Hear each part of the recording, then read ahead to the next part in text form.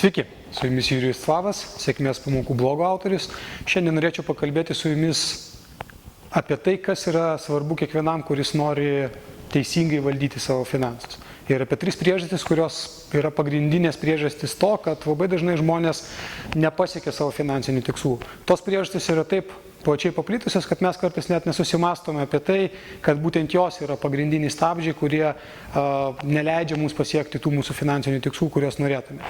Pirmoji iš tokių priežasčių yra tiesiog plano nebuvimas. Būtent plano, kuriame mes apsirašytume savo išlaidas, savo pajamas ir stengtumės laikytis to plano.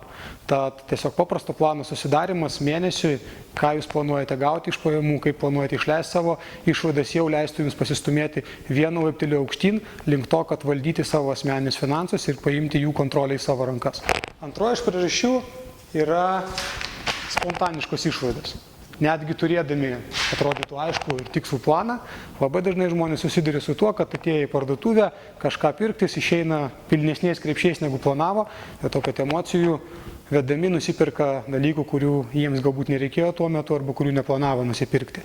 Tai antroji iš priežasčių, kuris stabdo jūs nuo jūsų finansinių tikslų pasiekimo.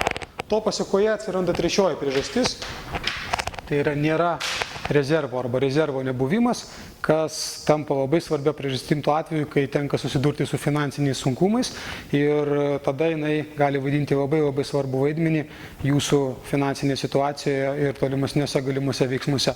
Be to, tai kaip tik yra priežastis to, ar jūs galėsite kurti papildomus finansinius srautus savo gyvenime ar ne. To, kad tos pinigus, kurie yra rezerve, jeigu jūs turite skirtingų tipų rezervus, jūs galite nukreipti tam, kad kurti kitų pajamų šaltinių sukūrimą. Tai šios 3 priežastys yra dažniausiai stabdžiai, kurie neleidžia mums pasiekti mūsų finansinių tikslų tokiu greičiu, kaip mes norėtume. Jeigu jūs norite pradėti savo pirmuosius žingsnius asmeninių finansų valdyme ir pradėti ugdyti tos įgūdžius, kurie leistų jums išvengti štai šių 3 priežasčių bei daugelio kitų priežasčių, kviečiu jūs sudalyvauti mokymuose asmeninių finansų valdymas, kuri prasidės šių metų gegužės 26 dieną ir visiškai netrukus apie tai aš paskelbsiu daugiau informacijos, tad jeigu norite būti sąraše tų, kurie gaus ją pirmieji ir gaus geriausiai įmanomą kainą dalyvavimui šitose mokymuose, prašom užsiregistruokite šioje formoje žemiau ir gausite informaciją visiškai netrukus. Sėkmės ir iki kitų kartų.